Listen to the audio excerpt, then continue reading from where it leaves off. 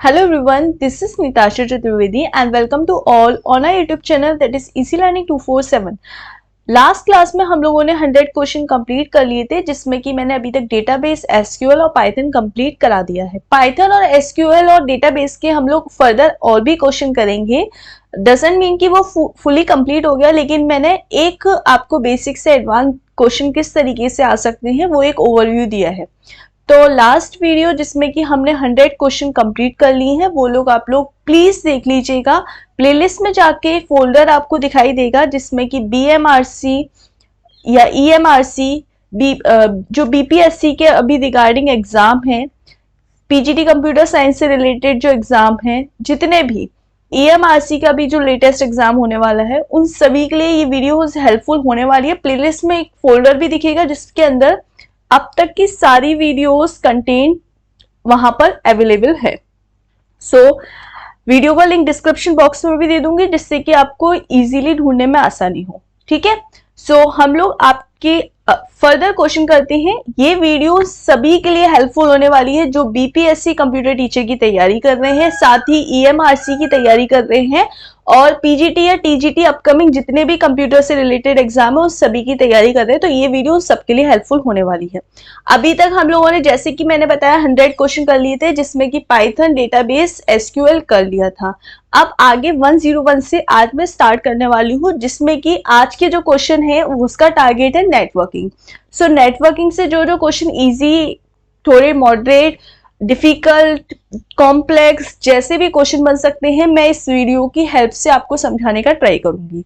Question number 101 की तरफ देखते हैं। 101 बोल रहा है which of these networks is usually fastest. तो सबसे ज्यादा फास्टेस्ट नेटवर्क बोला जाता है उसको बोला जाता है लोकल एरिया नेटवर्क। तो लोकल एरिया नेटवर्क सबसे फास्टेस्ट नेटवर्क क्यों बोला जाता है? क्योंकि आपके ये इजीली आप इस नेटवर्क को अपने घर में, अपने ऑफिस में, अपने रूम में और आप अपने पर्सनल एरिया, पर्सनली अपने पर्पस के लिए यूज कर रहे हैं। ऑफिस में, स्कूल में, अपनी लैब में, अपने घर में आप अपने पर्सनल पर्पस के लिए बेसिकली लोकल एरिया नेटवर्क को यूज कर रहे हैं। इसीलिए इसकी जो रेंज होती है ये सबसे ज्यादा फास्टेस्ट नेटवर्क बोला जाता है। अब आप कहेंगे कि मैम वाइडेस्ट नेटवर्क तो वाइड एरिया नेटवर्क है, मेट्रोपॉलिटन एरिया नेटवर्क होना चाहिए, वाइड एरिया नेटवर्क होना चाहिए, पर हम लोगों ने इसको सिलेक्ट क्यों नहीं किया? क्योंकि देखो, जब हम अपने एक पर्सनल पर्पस के लिए अपने लिए लगा रहे हैं, अपने रूम में, ऑफिस में, तो वहां पे लिमिटेड लोग उस चीज को एक्सेस कर पाएंगे। लेकिन जब वाइड एरिया नेटवर्क है तो हमें नहीं पता कितने, how much people can access. Metropolitan area network में हमें नहीं पता कि how much people can access this network. हमको जो स्पीड है, अगर वो सारे लोग, बहुत सारे लोग चीजों को यूज कर रहे हैं तो कहीं ना कहीं वो चीज फर्क पड़ेगा। ठीक है, तो जो फास्टेस्ट नेटवर्क होता है वो होता है लोकल एरिया नेटवर्क। फास्टेस्ट जो नेटवर्क होता है उसको हम लोकल एरिया नेटवर्क बोलते हैं। ठीक है, की स्पीड एज कंपेयर टू बाकी सारे नेटवर्क ज्यादा होती है। अगला क्वेश्चन है question number 102, which of these following is a general purpose network. अब जनरल पर्पस नेटवर्क की बात की जाए या फास्टेस्ट नेटवर्क की बात की जाए, आप आंख बंद करके लोकल एरिया नेटवर्क को टिक कर देंगे, वो आपका राइट आंसर हो जाएगा। जनरल पर्पस मतलब हम बेसिकली जनरल पर्पस के लिए यूज करते हैं जो नेटवर्क अपने घर में, अपने ऑफिस में, अपने स्कूल में, स्कूल बिल्डिंग में, या फिर आप अपने पर्सनल रूम के लिए, अपने एक पर्सनल एरिया के लिए जो यूज करते हैं वो हो गया हमारा लोकल एरिया नेटवर्क। अब आप कहेंगे ma'am pen is a personal area network, तो हम लोकल को भी पर्सनल एरिया नेटवर्क क्यों कह रहे हैं? क्योंकि जो पेन की जो रेंज होती है काफी कम होती है। तो अगर आप अपने एक बिल्डिंग के अंदर लगा रहे हैं, अपने घर के अंदर लगा रहे हैं, अपने लैब के अंदर लगा रहे हैं, तो उस नेटवर्क को हम लोकल एरिया नेटवर्क बोलेंगे। ठीक है, तो लोकल एरिया नेटवर्क सब जनरल पर्पस नेटवर्क होता है, ये फास्टेस्ट नेटवर्क होता है। ठीक है, अगला क्वेश्चन देखते हैं क्वेश्चन नंबर 103। तो which of the following options act as a barrier between the local area network and the internet. तो लोकल एरिया नेटवर्क और इंटरनेट के बीच में बेसिकली इंटरनेट क्या होता है, नेटवर्क ऑफ नेटवर्क। ये हमारा लोकल एरिया नेटवर्क है और ये इंटरनेट है जिसके थ्रू हम ये एक्सेस कर पा रहे हैं। जैसे आप अपने घर पर राउटर लगाते हैं तो राउटर के थ्रू आप अपने लोकल एरिया नेटवर्क के थ्रू अपनी डिवाइसेस, जो कंप्यूटर है, लैपटॉप है, आपका मोबाइल है, वहां पर आप अपने नेटवर्क को यूज कर पा रहे हैं इस लोकल एरिया नेटवर्क के जरिए। लेकिन ये लोकल एरिया नेटवर्क भी तो कहीं ना कहीं से नेटवर्क ले रहा है, तो ये हमारा एक इंटरनेट है, that is network of network. ठीक है, तो यहां से ये ले रहा है और इसके थ्रू हम अपने डिवाइसेस को, लैपटॉप, मोबाइल, कंप्यूटर, इन सबको कनेक्ट कर पा रहे हैं। तो इनके बीच में एक बैरियर का काम करता है, दैट इज फायरवॉल। फायरवॉल के थ्रू, फायरवॉल जो होता है वो लैन और इंटरनेट के बीच में एक लेयर का काम करता है, एक सिक्योरिटी लेयर का काम करता है, एक बैरियर का काम करता है। जैसे कि अगर फायरवॉल नहीं हो तो सपोज आपने लोकल एरिया नेटवर्क की सर्विस ली है, आपने रुपए दिए हैं इंटरनेट को लेने के लिए, अगर फायरवॉल नहीं है, बैरियर नहीं है, तो कोई भी पर्सन आके आपके नेटवर्क को यूज कर सकता है।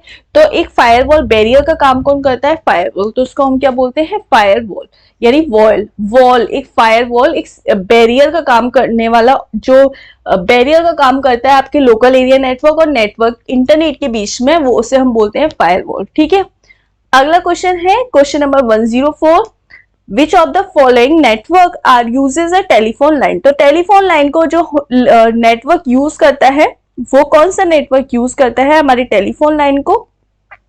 तो पहला ऑप्शन है वाइड एरिया नेटवर्क, फिर है local area network, personal area network और वायरलेस नेटवर्क। तो जो टेलीफोन लाइन को यूज करता है वो हमारा local area network, B option होगा। ठीक है, अगले क्वेश्चन की तरफ चलते हैं, which of the following types of network is a larger than LAN, LAN से बड़ा, एंड स्मॉलर देन वैन, और वैन से छोटा। तो भाई सबसे बड़ा हमारा है वैन, सबसे स्मॉल है पैन, पैन से पर्सनल एरिया नेटवर्क, पैन से बड़ा होता है हमारा लैन, लैन से बड़ा होता है हमारा man, that is metropolitan area network, और सबसे ज्यादा बड़ा इन सब के अंदर जो आता है, बहुत सारे लैन, मैन, वैन, मैन, बहुत सारे लैन, पैन, मैन, ये सारे जब आपस में मिल जाते हैं तो एक वैन बनता है। अब क्या बोल रहा है, लैन से बड़ा और वैन से छोटा, तो क्या होगा, मेट्रोपॉलिटन एरिया नेटवर्क। ठीक है, तो मैन इसका राइट आंसर होगा मेट्रोपॉलिटन एरिया नेटवर्क। ठीक है, option number B. Question number 6 की तरफ चलते हैं, in infrastructure WLAN two devices communicate, दो डिवाइसेस कम्युनिकेट करती हैं थ्रू द एक्सेस पॉइंट। भाई WLAN यानी वायरलेस लैन की बात कर रहा है, इनके बीच में जब दो डिवाइस कम्युनिकेट कैसे करेंगे, जब दो एक्सेस पॉइंट होंगे। ठीक है, दो एक्सेस पॉइंट के बीच में ही तो कम्युनिकेट करेंगे दो डिवाइसेस।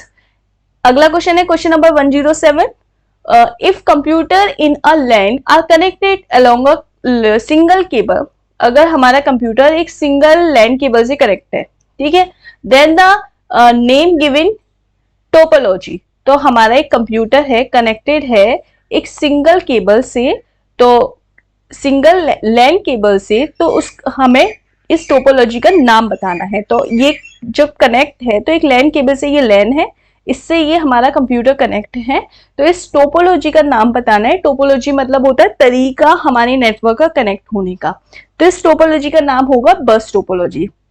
जब भी बात एक केबल की फॉर्म में आ जाए, एक सिंगल केबल की फॉर्म में आ जाए, तो वो हमारी जो टोपोलॉजी होती है हमेशा बस टोपोलॉजी होती है। फॉर एग्जांपल अगर बोला जाए कि 3 कंप्यूटर को एक केबल के थ्रू कनेक्ट किया गया है, तो यहां पर भी हमारी बस टोपोलॉजी आ जाएगी।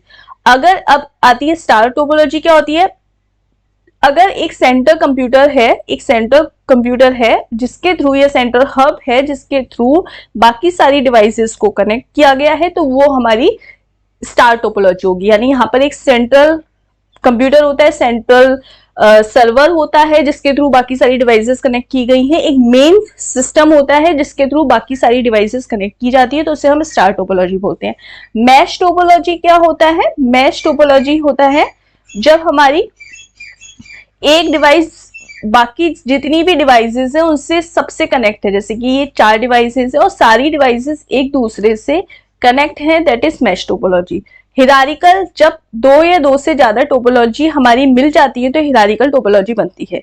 यहाँ पे सेम अभी रिंग टोपोलॉजी की बात की जाए तो रिंग टोपोलॉजी इस तरीके से बनती है, ठीक है। इस तरीके से जब कंप्यूटर आपस में एक वायर के थ्रू आपस में एक सर्किल फॉर्म में कनेक्ट है तो वो हमारी रिंग की फॉर्म में कनेक्ट है, तो वो हमारी रिंग टोपोलॉजी हो गई। अब रिंग टोपोलॉजी में जो नाइबर होते हैं वो आपस में एक दूसरे से कनेक्ट होते हैं, सारे नाइबर एक दूसरे से आपस में कनेक्ट होते हैं। तो अगला क्वेश्चन यही है, the topology in which every node is connected only it's immediate. अगर देखो आप कहेंगे मैश में भी तो ये हो रहा है, मैश में तो हर एक कंप्यूटर अगर मैश होता तो ये इससे भी कनेक्ट होता है इससे भी, लेकिन बोल रहा है कि एवरी नोड मतलब हर एक नोड इमीडिएट नाइबर से कनेक्ट है। इमीडिएट मतलब ये वाला है तो वो दूसरे से कनेक्ट है, अगर ये वाला है तो ये एक और से कनेक्ट है इससे, ये वाला है तो ये अपने नाइबर से कनेक्ट है। तो इस टोपोलॉजी को बोलते हैं रिंग टोपोलॉजी। तो ऑप्शन नंबर सी इसका करेक्ट आंसर हो गया। अगले क्वेश्चन की तरफ चलते हैं। क्वेश्चन नंबर 109 में the following network topology is more complex structure. किस टोपोलॉजी का सबसे ज्यादा कॉम्प्लेक्स स्ट्रक्चर होता है? Hybrid topology. हाइब्रिड टोपोलॉजी होती है क्योंकि जहां यहाँ पर दो या दो से ज्यादा टोपोलॉजी आपस में मिलती है, जैसे कि फॉर एग्जांपल एक बस टोपोलॉजी है और इसके अंदर ये स्टार टोपोलॉजी इस तरीके से मिक्स हो गई, ठीक है, और यहाँ पर एक सर्कल और बन गया। तो जब दो या दो से इस तरीके का स्ट्रक्चर होता है तो उसे हाइब्रिड टोपोलॉजी बोलते हैं, यानी कॉम्प्लेक्स स्ट्रक्चर सा बन गया है, इसमें दो या दो से ज्यादा टोपोलॉजी आपस में शामिल है। तो ऐसी टोपोलॉजी को हम हाइब्रिड टोपोलॉजी बोलते हैं, ये एक कॉम्प्लेक्स स्ट्रक्चर बनाती है। अगला क्वेश्चन है question number 110 on what type of switching data internet work. किस टाइप की स्विचिंग पर इंटरनेट वर्क करता है? क्वेश्चन नंबर 110 की बात की जा रही है। तो किस टाइप की स्विचिंग पर स्विचिंग टेक्निक हमारी circuit switching, packet switching, bit switching, line switching, basically हम लोग जो यूज करते हैं वो सर्किट स्विचिंग और पैकेट स्विचिंग यूज करते हैं। तो यहां पर ये बोल रहा है जो इंटरनेट में हमारी what type of switching does internet work. Internet किस स्विचिंग पर वर्क करता है? तो इंटरनेट हमारा जो डेटा होता है वो एक जगह से दूसरी जगह पर ट्रांसफर कराता है छोटे छोटे पैकेट्स की फॉर्म में। तो यहाँ पर पैकेट स्विचिंग हमारी इंटरनेट में यूज होती है। ऑप्शन नंबर सी इसका करेक्ट आंसर हो गया। याद रखिएगा इंटरनेट में जब फॉर एग्जांपल मैं और आप बात कर रहे हैं, कम्युनिकेशन कर रहे हैं, जब हम दो लोग या दो से ज्यादा लोग कम्युनिकेशन करते हैं तो हमारा जो मैसेज होता है, जो चैट होती है या जो भी डेटा होता है वो छोटे छोटे पैकेट्स की फॉर्म में डिवाइड हो जाता है, यानी वो एक पैकेट स्विचिंग की तरह वर्क करता है। तो ऑप्शन नंबर सी इसका करेक्ट आंसर हो जाएगा। क्वेश्चन नंबर 111 की तरफ चलते हैं। Which of the following technique is used to transmitting digital signal. अब यहाँ पे डिजिटल सिग्नल की बात करी जा रही है कि कौन सी टेक्निक यूज की जाती है डिजिटल सिग्नल को ट्रांसमिट करने के लिए। यहाँ पर आपको दिख रहा होगा FDM, TDM, WDM और ये नाम आपको दिख रहे होंगे। अब ये होते क्या है तो मैं आपको बताती हूँ स्मॉल में। देखो F का मतलब होता है फ्रीक्वेंसी डिवीजन मल्टीप्लेक्सिंग। F का मतलब फ्रीक्वेंसी डिवीजन मल्टीप्लेक्सिंग, T का मतलब टाइम डिवीजन मल्टीप्लेक्सिंग, W का मतलब वेवलेंथ डिवीजन मल्टीप्लेक्सिंग। ये डेटा को ट्रांसमिट करने के लिए टेक्निक यूज की जाती है, जिसका तीन तरीके की टेक्निक होती है। Frequency division multiplexing that is FDM, TDM मतलब टाइम डिवीजन मल्टीप्लेक्सिंग, WDM मतलब वेवलेंथ डिवीजन मल्टीप्लेक्सिंग। ठीक है, अब तीनों में फर्क क्या होता है? सबसे पहले बात कर लेते हैं फ्रीक्वेंसी डिवीजन मल्टीप्लेक्सिंग। तो फ्रीक्वेंसी डिवीजन मल्टीप्लेक्सिंग में हम जो यूज करते हैं वो एनालॉग सिग्नल को यूज करते हैं। किसको यूज करते हैं भाई? फ्रीक्वेंसी की बात की जा रही है, आपने फ्रीक्वेंसी देखी होगी। फ्रीक्वेंसी की बात की जा रही है यानी किसी ना किसी इस तरीके से फ्रीक्वेंसी बन रही है। हमारे फ्रीक्वेंसी की जो यूनिट होती है वो हर्ट्ज होती है, यानी एनालॉग। वो यूज क्या कर रही है? एनालॉग सिग्नल को यूज कर रही है, और जो ट्रांसमिट कर रही है वो डिजिटल सिग्नल को ट्रांसमिट कर रही है। यहाँ पे यही बोल रहा है ट्रांसमिट कर रही है डिजिटल सिग्नल को, कौन कर रहा है? FDM। ठीक है, अब बात आती है टाइम डिवीजन मल्टीप्लेक्सिंग। जो टाइम डिवीजन मल्टीप्लेक्सिंग है ये एनालॉग प्लस डिजिटल दोनों तरीके के सिग्नल को यूज करती है। अब बात आती है WDM। तो WDM जो होती है वो हमारी वेवलेंथ डिवीजन मल्टीप्लेक्सिंग होती है, और ये हमारे ऑप्टिकल सिग्नल को यूज करती है। किसको यूज करती है? ऑप्टिकल सिग्नल को, ऑप्टिकल सिग्नल को यूज करती है। यहाँ पे वही बात हो गई, FDM और WDM ये होगा नहीं। हमें पूछ क्या रहा है, which of the following technique is use to transmitting a digital signal, और डिजिटल सिग्नल को ट्रांसमिट करने का काम कौन करती है? FDM। FDM मतलब frequency division multiplexing. Frequency division multiplexing analogue signal को यूज करती है और डिजिटल सिग्नल को ट्रांसफर करती है, ट्रांसमिट करती है। TDM टाइम डिवीजन मल्टीप्लेक्सिंग, ये सिंपल सा याद रखो, एनालॉग और डिजिटल दोनों ही तरीके के सिग्नल को यूज करती है। WDM मतलब वेवलेंथ डिवीजन मल्टीप्लेक्सिंग, ये ऑप्टिकल सिग्नल को यूज करती है। आई होप आपको समझ में आ गया होगा। इसका राइट आंसर हो जाएगा option number A. Question number 112 की तरफ चलते हैं। नेटवर्क स्प्रेडिंग, ये स्प्रेड करता है network in a different geographical location is known as. जब एक नेटवर्क डिफरेंट ज्योग्राफिकल लोकेशन को स्प्रेड करता है तो उस नेटवर्क को हम क्या बोलते हैं? क्या हम लैन बोलते हैं, क्या हम वैन बोलते हैं? जब डिफरेंट ज्योग्राफिकल लोकेशन की बात की जा रही है तो बेसिकली लैन तो होगा नहीं, ये तो हम अपने लोकल पर्पस के लिए यूज कर रहे हैं, तो यहाँ पे क्या होगा? वैन, wide area network. Question number 113 की तरफ चलते हैं। Which of the following protocol may be use for accessing world wide web. World wide web में ऐसा कौन सा वर्ल्ड वाइड वेब के लिए यानी WWW के लिए को एक्सेस करने के लिए, WWW को एक्सेस करने के लिए कौन से प्रोटोकॉल का हम यूज करते हैं? Question HTTP। Hyper text transfer protocol का यूज हम बेसिकली, जो हाइपर टेक्स्ट ट्रांसफर प्रोटोकॉल होता है उसका यूज हम करते हैं WWW यानी वर्ल्ड वाइड वेब को एक्सेस करने के लिए। तो अगर क्वेश्चन में पूछा जा रहा है कि HTTP का यूज हम किसको एक्सेस करने के लिए कर रहे हैं, तो WWW वर्ल्ड वाइड वेब। और क्वेश्चन ये पूछा जा रहा है कि किस प्रोटोकॉल का यूज हम एक्सेस करने के लिए कर रहे हैं, वर्ल्ड वाइड वेब यानी WWW, तो सिंपल सा आंसर आपका HTTP हो जाएगा। तो यहाँ पे ऑप्शन नंबर ए आपका बिल्कुल करेक्ट हो जाएगा। अगले क्वेश्चन की तरफ चलते हैं। क्वेश्चन नंबर 114 क्या बोल रहा है? Web pages are created in a language is called. जो भाई वेब पेज की लैंग्वेज होती है, वेब पेज जो कि WWW को एक्सेस करने के लिए यूज किया जाता है, वेब पेज के थ्रू, वेब पेज यानी जो हमारे किस पर बने होते हैं, वेब पेज के लिए हमारी जो लैंग्वेज होती है वो लैंग्वेज पूछ रहा है। तो जो हमारी लैंग्वेज होती है वेब पेज को क्रिएट करने के लिए वो होती है सिंपल सी, सबको पता है, HTML hyper text markup language. हम कोई भी web page create, website create करते हैं वेब पेजेस को बना के। वेब पेज क्या होता है? Collection of text, audio, video, documents, इन सब का जब हम कलेक्शन बनाते हैं किसी एक पेज में, फॉर्मेट में, तो उसे हम वेब पेज बोलते हैं। और वेब पेज किस लैंग्वेज के द्वारा क्रिएट किया जाता है? तो वेब पेज HTML के द्वारा क्रिएट किया जाता है, और HTML होती है हमारी हाइपर टेक्स्ट मार्कअप लैंग्वेज। ठीक है, अगले क्वेश्चन की तरफ चलते हैं। What is the length of IPv6? IPv6 मतलब जो हमारा इंटरनेट प्रोटोकॉल वर्जन 6, जो इंटरनेट प्रोटोकॉल वर्जन 6 है उसके एड्रेस की जो लेंथ है दैट इज 128 बिट्स। याद रखना, अगर क्वेश्चन ये पूछ लिया जाए IPv4 के एड्रेस की लेंथ बताओ, तो IPv4 यानी इंटरनेट प्रोटोकॉल वर्जन 4, और जो इसकी लेंथ होती है वो होती है भाई 32 बिट। ठीक है, अभी पूछा क्या है? IPv6 यानी इंटरनेट प्रोटोकॉल वर्जन 6, इसकी जो एड्रेस है उसकी जो लेंथ है वो है 128 bits. Is it clear? Question number 116 की तरफ चलते हैं। क्वेश्चन नंबर 116 क्या बोल रहा है? Which of the protocol find the MAC address from the IP address. MAC address, find the MAC address, हमें मैक एड्रेस फाइंड करना है फ्रॉम IP एड्रेस। तो मैक एड्रेस IP एड्रेस से फाइंड करने के लिए या IP एड्रेस मैक एड्रेस से फाइंड करने के लिए हम एक प्रोटोकॉल का यूज करते हैं जिसे बोलते हैं address resolution protocol. Address resolution protocol, और एड्रेस रिजोल्यूशन प्रोटोकॉल को बोलेंगे ARP।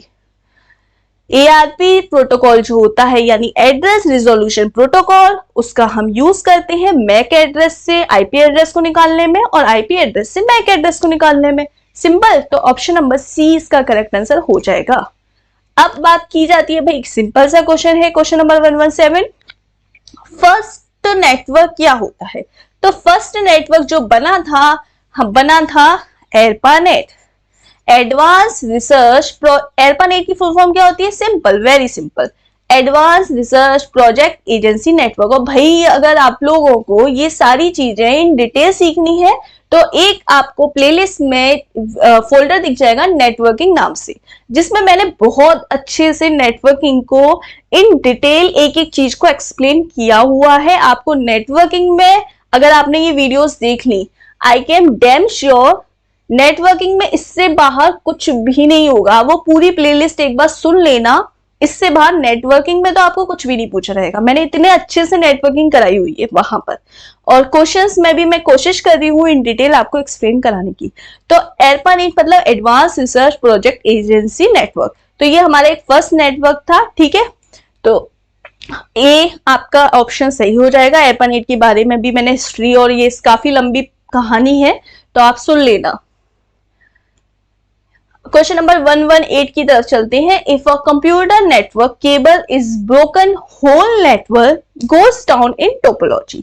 अ कंप्यूटर नेटवर्क, एक कंप्यूटर नेटवर्क है, broke a whole network goes down a topology.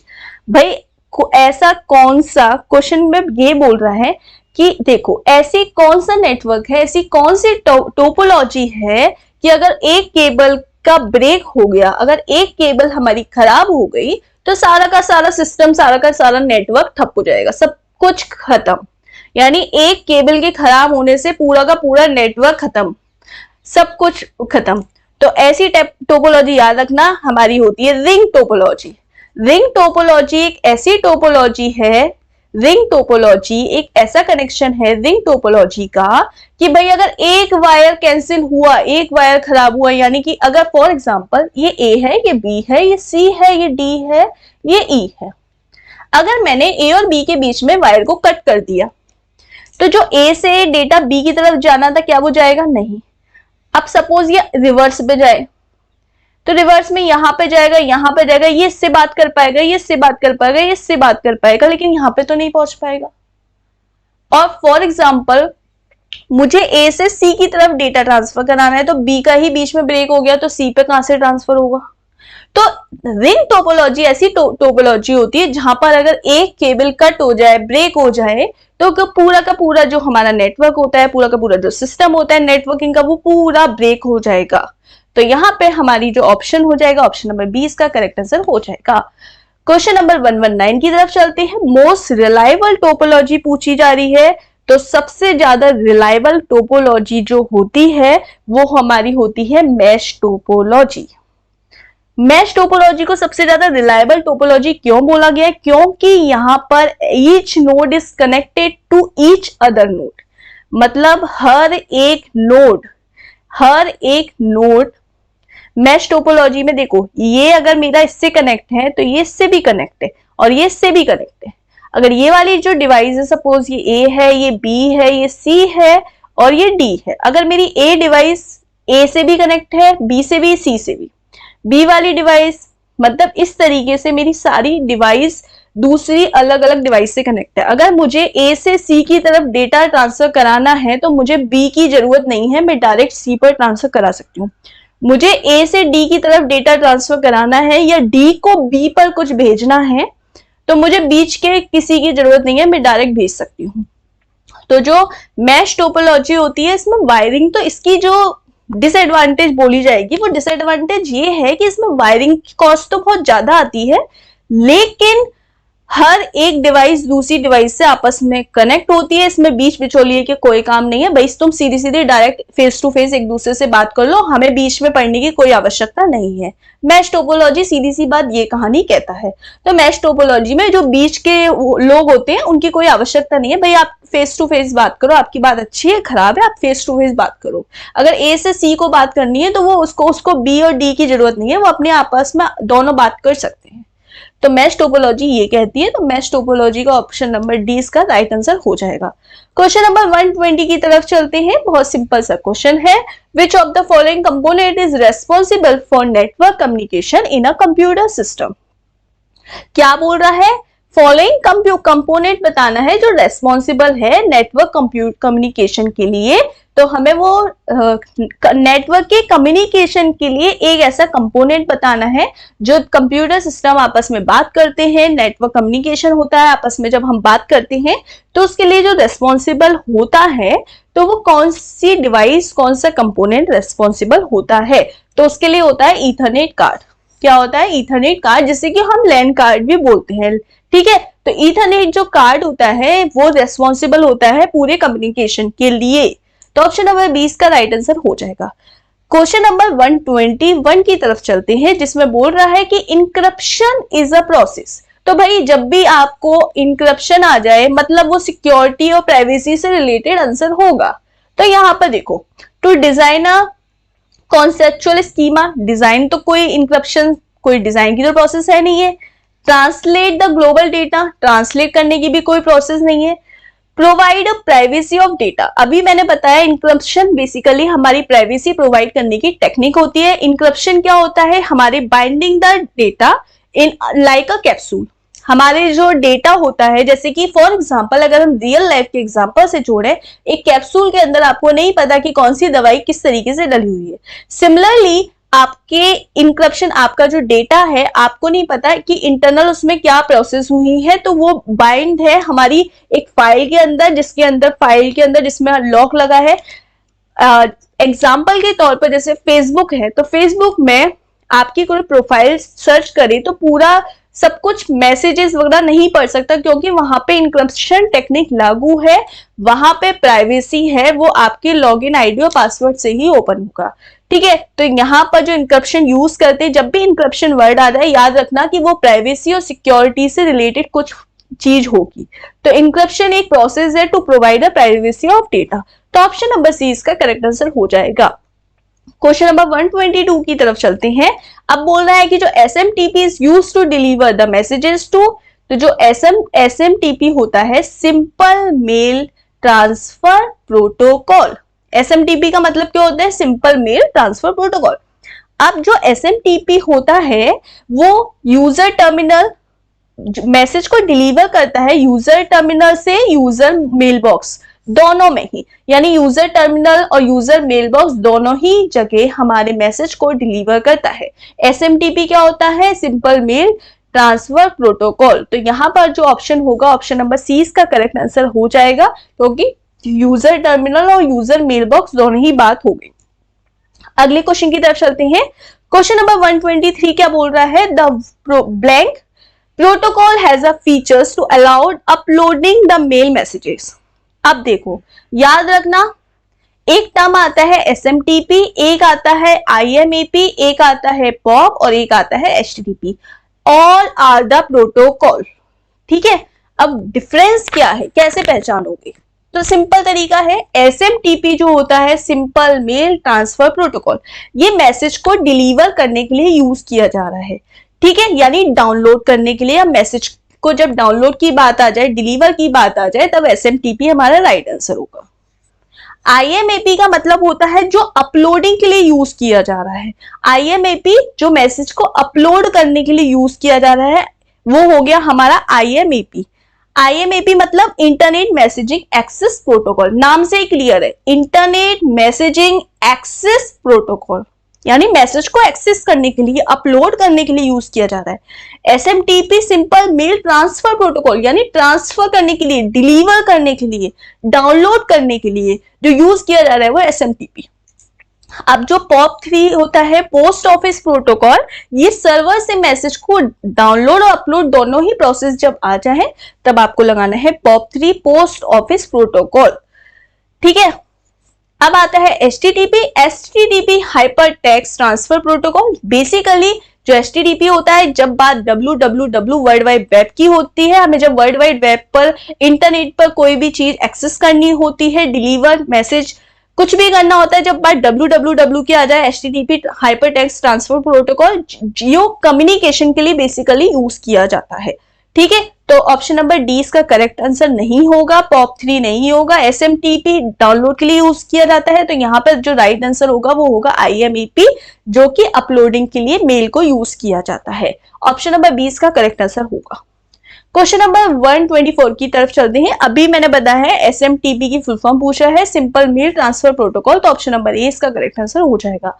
अगले क्वेश्चन की तरफ चलते हैं। क्वेश्चन नंबर 125, जो ईमेल होता है उसमें जो PGP होता है वो क्या अलाउ करता है?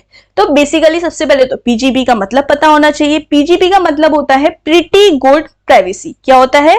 Pretty good privacy. तो प्राइवेसी आ जाए, मैंने अभी बताया, प्राइवेसी आ जाए, सिक्योरिटी आ जाए, मतलब वो इनक्रप्शन की बात कर रहा है कहीं ना कहीं। तो यहां पर option number encrypt for email PGP allows to encrypt data, encrypt messages, तो pretty good privacy PGP की फॉर्म। ऑप्शन नंबर 20 का करेक्ट आंसर हो जाएगा। आई होप आपको ये 125 क्वेश्चन अब तक समझ में आए होंगे और इसी तरीके से हम बाकी क्वेश्चंस भी जल्दी ही करेंगे। वीडियो अच्छा लग रहा है तो ज्यादा से ज्यादा लाइक, शेयर एंड सब्सक्राइब करना बिल्कुल भी ना भूलें और हम मिलते हैं नेक्स्ट क्लास में। तब तक के लिए goodbye, have a nice day.